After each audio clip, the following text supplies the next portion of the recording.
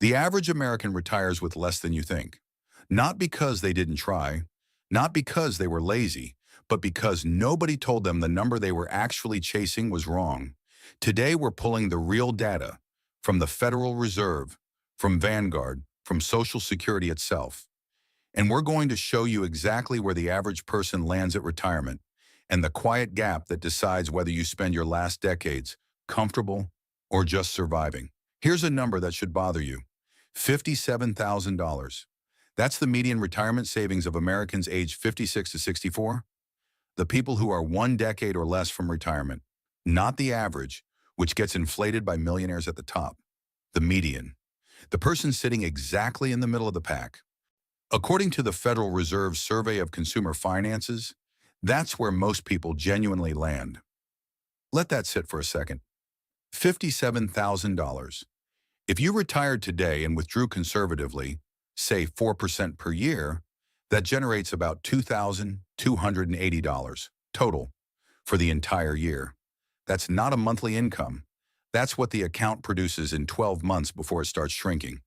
And yet, the number most finance content throws at people is $1 million. Save $1 million, retire happy. It's clean, it's marketable. It's also completely disconnected from what real households are actually building. Here's the belief flip that changes everything. The $1 million target isn't wrong because it's too high. It's wrong because it makes people give up before they start.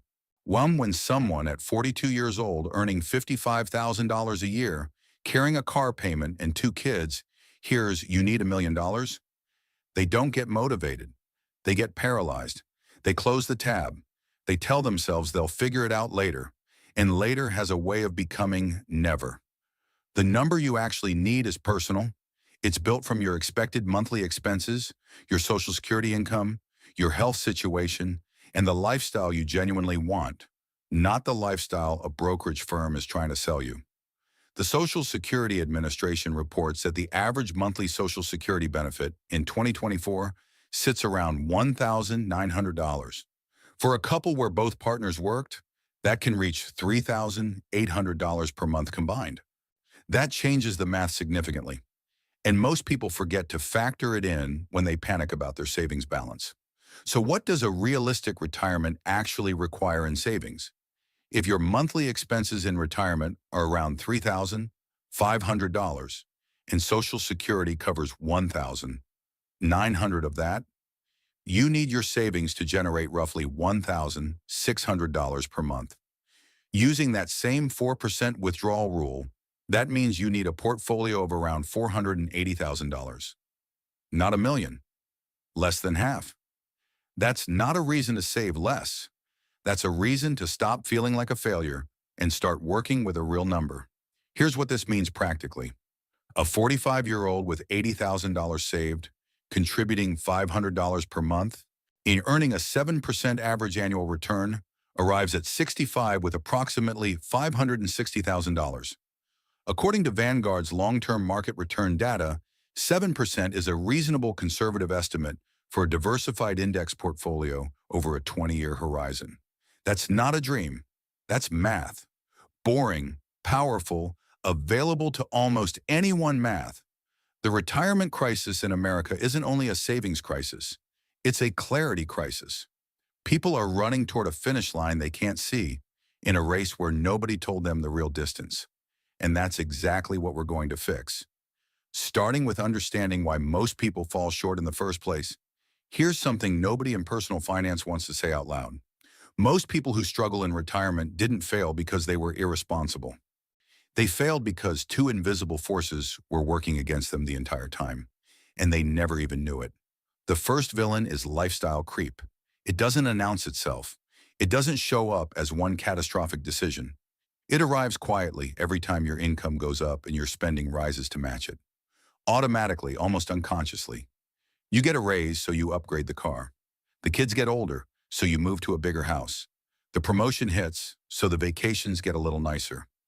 None of these decisions feel reckless in the moment. Individually, they're completely reasonable. Collectively, they silently consume every income increase you ever receive, leaving your savings rate frozen while your lifestyle expands. The Bureau of Labor Statistics tracks consumer spending patterns over time, and the data is consistent. As household income rises, savings rates do not rise proportionally. Spending rises faster. The lifestyle always finds a way to fill the container. Here's the second villain, and this one is sneakier. Fee drag. Most people have no idea how much they're paying in investment fees. A 1% annual fee sounds harmless. It sounds like nothing. But on a portfolio of $200,000 over 20 years, a 1% fee difference doesn't cost you $20,000. It costs you closer to $60,000 because fees compound the same way returns do, just in the wrong direction. Vanguard's own research has shown that low-cost index funds outperform the majority of actively managed funds over 15 to 20-year periods, largely because of this fee drag effect. Yeah, you weren't losing money because the market failed you. You were losing money because someone was quietly taking a percentage of your future every single year while you weren't watching. Now here's the belief flip that stings a little. The personal finance industry benefits when you feel behind. Anxiety sells products. Complexity justifies fees. If you understood that a simple, low-cost, diversified index fund, left alone for decades, beats most sophisticated strategies, a lot of expensive advice becomes unnecessary. That's not a conspiracy. That's just an uncomfortable incentive structure worth knowing about. And then there's the emotional layer that rarely gets discussed. A lot of people stop saving not because they couldn't afford to, but because at some point they looked at their balance and felt so far behind that continuing felt pointless. What's the difference between 30,000 saved and zero? The brain whispers. And that thought, that quiet, defeated arithmetic, is more dangerous than any fee or any spending habit. Shame quietly kills retirement accounts.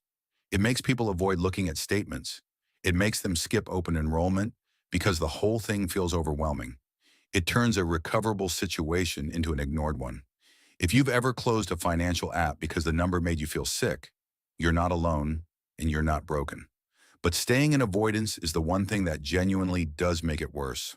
The good news, both of these villains have straightforward counters, and we're getting to them. But first, where do you actually stand right now by age? Drop your age and current savings in the comments. No judgment, just curiosity. You might be surprised how many people are in the exact same spot as you. Let's get specific, because you should save more is useless advice. What actually helps is knowing where the typical person your age stands, and then honestly comparing that to where you are. These benchmarks come from the Federal Reserve's Survey of Consumer Finances and Vanguard's How America Saves report, two of the most comprehensive looks at real household savings behavior available. Here's what the data shows. In your 20s, the median retirement savings sits somewhere between $1,000 and $5,000. Well, that sounds discouraging until you realize, at this stage, time is the asset. A 25-year-old with $5,000 invested in a low-cost index fund, adding just $200 per month, arrives at 65 with roughly $630,000 at a 7% average return. The account balance barely matters at 25. The habit does. In your 30s, the median jumps to somewhere between $30,000 and $45,000. This is the decade where the gap between people starts widening fast. Why? Because this is when lifestyle creep hits hardest. Mortgages, children, car upgrades.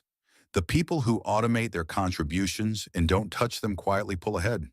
Everyone else stays flat or falls behind while feeling like they're doing fine. In your 40s, and median savings land around $80,000 to $100,000. And this is where the emotional weight starts hitting people.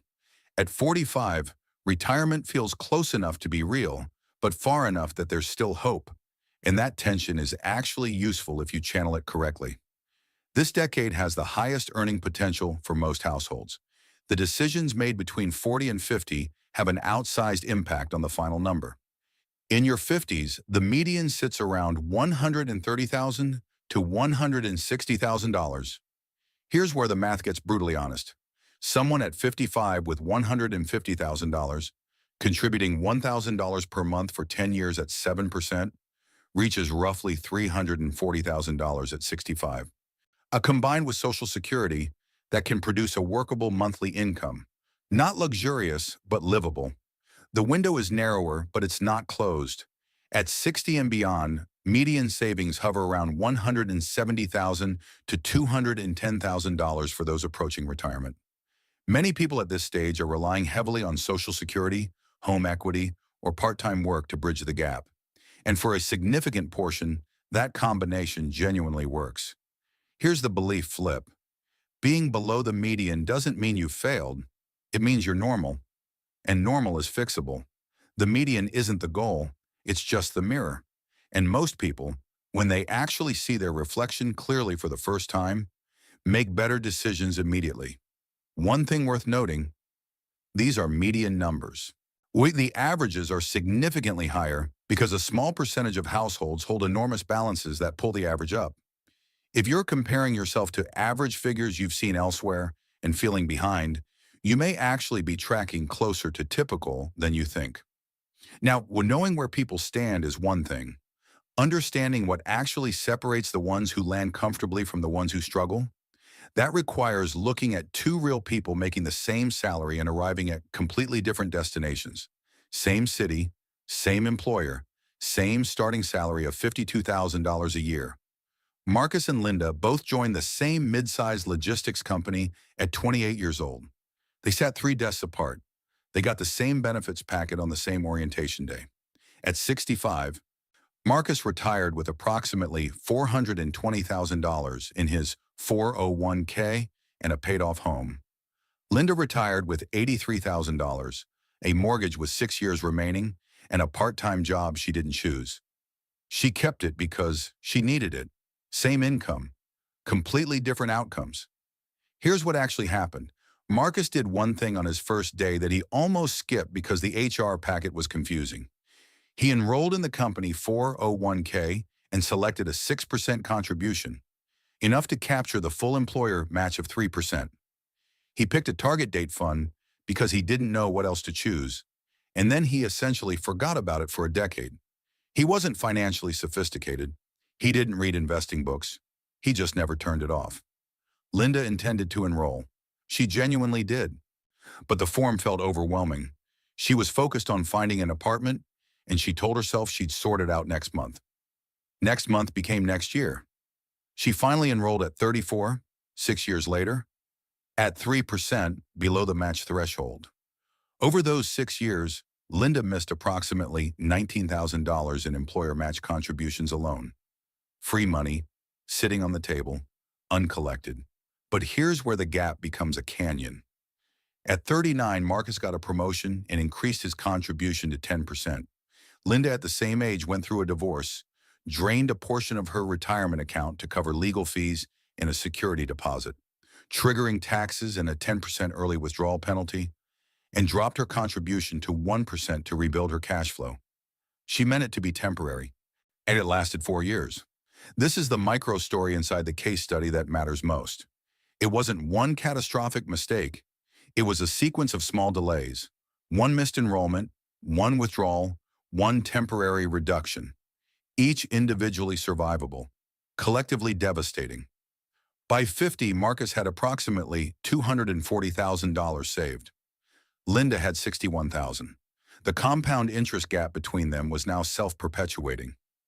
His balance was generating returns larger than her annual contributions.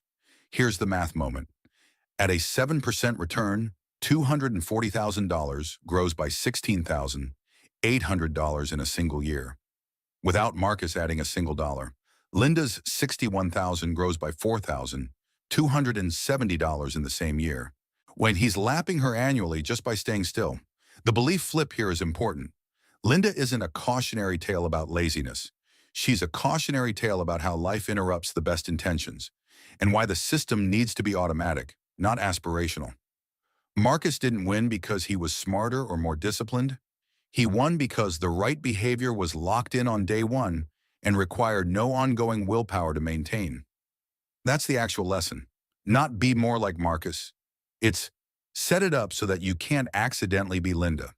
And the single move that makes that possible, that's exactly what comes next. If this case study hit close to home, you're not alone. Most people have had at least one Linda moment. What matters is what happens after it. If you only remember one thing from this entire video, let it be this. Automation is not a convenience feature. It is the single highest leverage financial behavior available to an ordinary person. Not picking the right stock, not timing the market, not finding the perfect budget app. Automation. The quiet, unsexy, completely unglamorous act of making the right financial behavior happen without requiring your future self to feel motivated, disciplined, or even conscious of it. Here's why this matters more than anything else in personal finance. Willpower is a depleting resource. Every financial decision you leave to your future self, every "I'll transfer to savings when I feel like I have enough left over," is a decision you're trusting to a version of you that is tired, distracted, and facing 17 other competing priorities. Now, that version of you loses consistently. Not because you're weak, because that's how human psychology actually works under load. The Federal Reserve's research on household saving behavior consistently shows that automatic enrollment in workplace retirement plans produces dramatically higher participation rates than opt-in systems. When employees have to actively choose to enroll, participation hovers around 60 to 70%. When enrollment is automatic and opting out requires effort, participation exceeds 90%. Same people, same income, completely different outcomes, just by changing the default. That's not a personal finance tip. That's behavioral economics with decades of data behind it. So what does automation actually look like in practice? It starts with your workplace plan. It's if your employer offers a 401k or 403b with a match, and you are not contributing at least enough to capture the full match, you are leaving part of your compensation uncollected. That match is not a bonus. It is deferred salary that requires one action to unlock. Contribute enough to get every dollar of it. Then set up an automatic annual increase. Most plans offer a feature called auto escalation, where your contribution percentage increases by 1% every year automatically. Turning this on costs you almost nothing in the short term. A 1% increase on a $50,000 salary is $41 per month. You will not feel that, but over 20 years, that single escalation compounds into tens of thousands of additional dollars. Yet here's the second math moment. Someone who starts at 6% and increases by 1% annually for just 5 years, reaching 11%, ends up with roughly 40 to 50% more at retirement than someone who stays flat at 6% for the same period, assuming identical salaries and returns. Same starting point. Dramatically different finish line, just from a small, automatic annual nudge.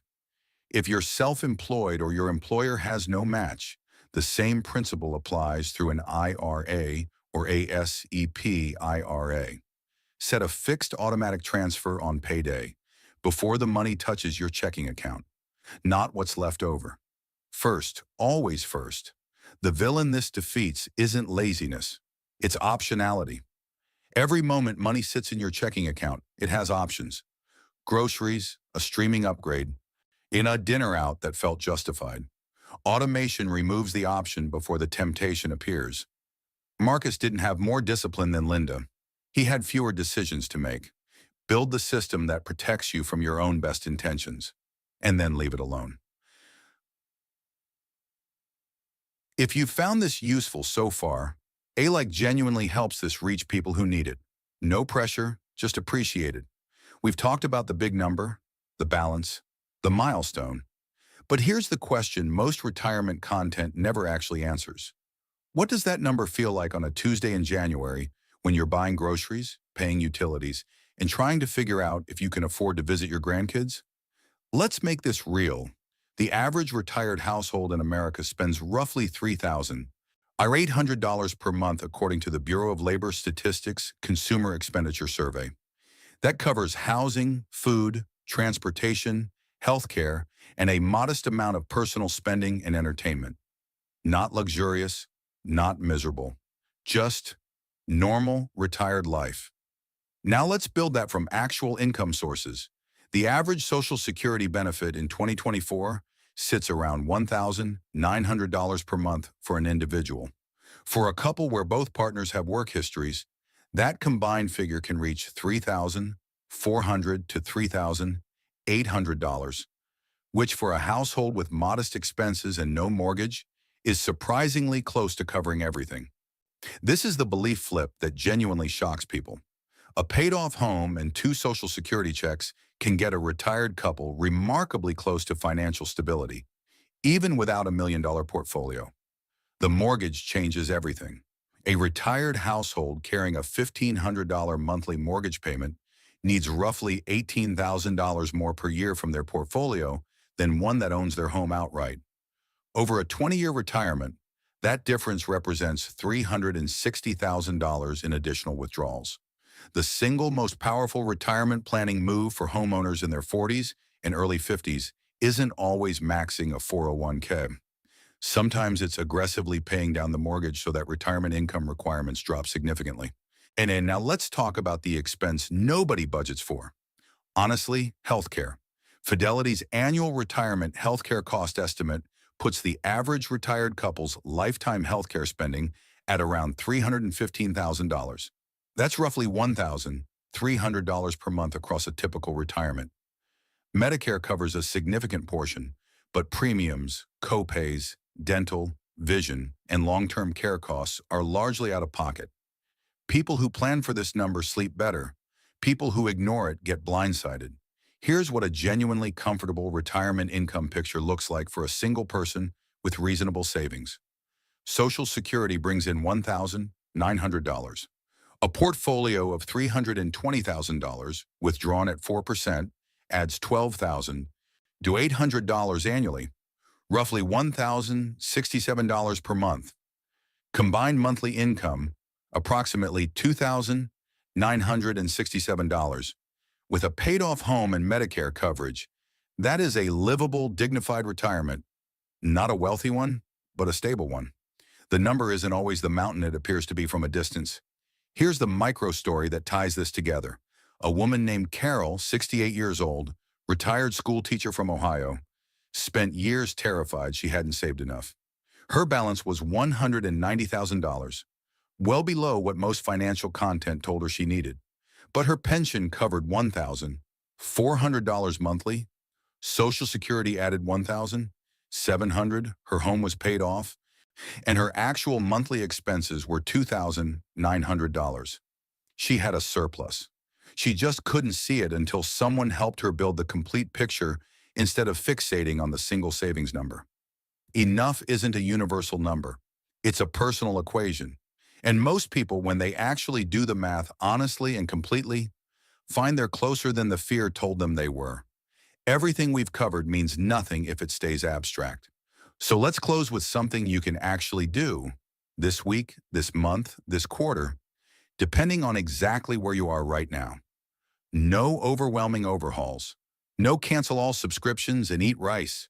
Just the highest leverage moves, sequenced by life stage, that compound quietly and permanently. If you're in your 20s or early 30s, your only job right now is to start and automate. Open a workplace retirement account if you haven't. Contribute at minimum enough to capture the full employer match. That is your immediate priority above everything else, including paying down low-interest debt. If your employer offers no plan, open a Roth IRA and set an automatic monthly transfer of even $100. The amount matters far less than the habit. Then turn on auto escalation and genuinely forget about it. Check back in 12 months. If you're in your late 30s or 40s, this is your highest earning decade and your most dangerous one simultaneously. Lifestyle creep is at peak pressure right now. The move here is a contribution audit. Log into your retirement account this week and find out your current contribution percentage. If it's below 10% and you have no catastrophic debt, increase it by 2% immediately. You won't feel 2%. Then look at your fees. If you're in actively managed funds charging above 0.75% annually, research equivalent index funds in your plan. That fee reduction alone can add tens of thousands of dollars to your final balance without changing your contribution by a single dollar. If you're in your 50s, the IRS gives workers age 50 and above the ability to make catch-up contributions, an additional $7,500 per year into a 401k beyond the standard limit in 2024. If your income allows it, This is the single most tax-efficient move available to you right now. Simultaneously run a honest retirement income projection, not a balance target, an actual monthly income calculation like we built in Chapter 6. Social Security, any pension, portfolio withdrawals, part-time income if relevant. Build the complete picture. Most people find the gap is smaller than the fear suggested. If you're 60 or beyond, delay Social Security if your health and finances allow it. Every year you delay past 62 increases your monthly benefit by roughly 6 to 8%. Guaranteed inflation adjusted for life. Delaying from 62 to 70 can increase your monthly benefit by up to 76%. For someone in reasonable health, that math is almost always worth the wait. Focus on expense reduction over portfolio growth at this stage. Cutting $1,000 in monthly retirement expenses has the same effect as having an additional $300,000 saved. Here's where we land. The average person retires with less than the headline suggests they need, and more than the fear tells them they have. The gap between comfortable and struggling in retirement almost never comes down to income. It comes down to defaults, automation, fees, and whether someone built the complete picture early enough to act on it. You now have the real numbers. You have the benchmarks. You have Marcus and Linda. You have Carol. You have the math. The only question left is the one only you can answer. What default are you setting today that your 65-year-old self will either thank you for or wish desperately you had changed? That answer is worth more than any balance sheet. Thanks for watching. If this gave you one clear thing to act on, that's the entire point.